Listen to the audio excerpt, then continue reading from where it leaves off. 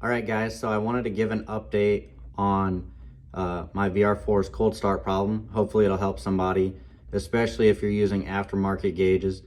So if you see that, I'm trying to shine the light on it a little bit. I'll point it to it with my finger. There's a little plug there. That was a coolant temp sensor for the 91 through 93 dual overhead cam models. This one right here was my issue. Basically, the guy who had it before me accidentally wired in an AEM gauge, and there's an adapter that comes with the kit that fits that exact size, and I had seen this plug dangling by itself, so I was wondering what was going on with that. And then this one down here is what is actually going to the stock gauge. So this middle one is what goes to the ECU and basically tells the ECU how hot or warm the engine is, and then basically chokes it or adjusts based on that temperature. So if you look at it over here, this is the AEM gauge. This is way smaller. It goes into the front one that is for the stock gauge, and then this is the adapter that I was talking about.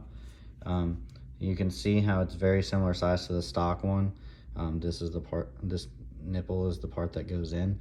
The black part I accidentally broke off because it's actually kind of hard to get in there.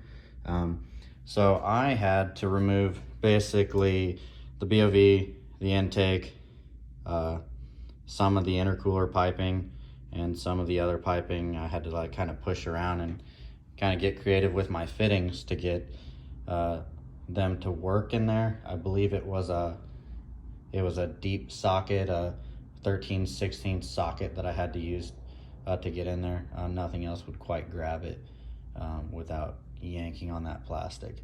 So right after that install, I tidied up the battery wiring a little bit, but then I topped off the coolant both here and checked the coolant overfill reservoir.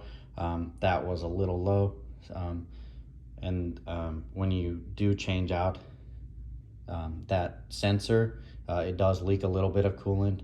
I wouldn't say a lot, but probably like maybe like half a glass of coolant. I don't know a rough ounce amount, but yeah, I went and started the car first crank right after that, and that's the first time I've ever had that happen. So safe to assume it was the coolant temp sensor, and that goes to the ECU that's in the middle, and yeah, that fixed it. So thanks for watching, guys, and if anybody else comes across this problem in the future, hopefully it helps them.